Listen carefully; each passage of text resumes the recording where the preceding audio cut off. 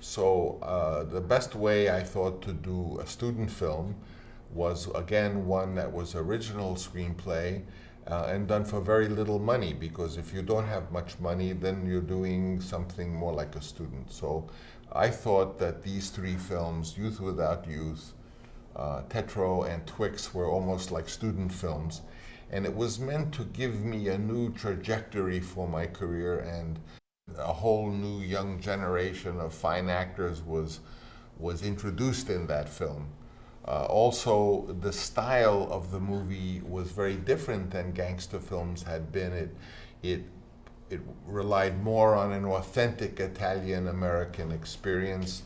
And I think most important was the timing of that story hitting the population of the world at that time with its theme of, power and dynasty and family. And I had made in 3 years The Godfather 1, The Conversation, and The Godfather 2, and I won many Oscars, and I thought that that would have enabled me to do Apocalypse Now with the sponsorship of the studio, the industry. But absolutely no one came forth to help me with that project.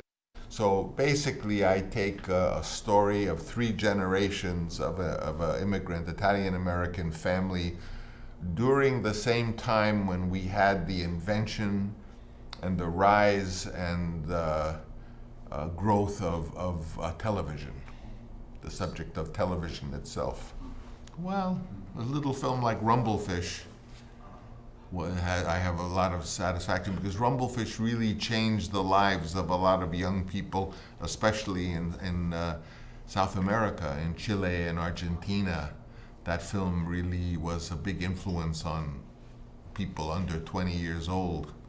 His playing the instrument was so exceptional that he became the solo flute of NBC Symphony under Arturo Toscanini.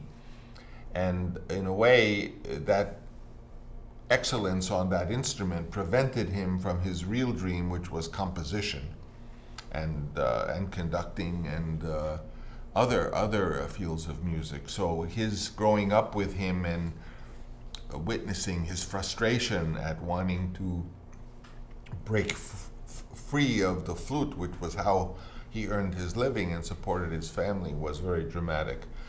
Well, yes, it's true that I have a daughter who's, as you say, a world-famous film director, my son, and also my granddaughter. I have a granddaughter who's made her first feature film. And it's true that you will become more worried and your feelings are more agitated over the reaction to their films than to your own. So he is without a doubt in the legacy of cinema, along with the very few others, as one of the greatest filmmakers who has ever lived. The chance to meet him, of course, and to be of some small assistance to him is very gratifying. In fact, the last three films I made, Youth Without Youth and Twixt and thing, all use a philosophy of camera work that Ozu preferred, and in none of those films do the cameras move in any way at all.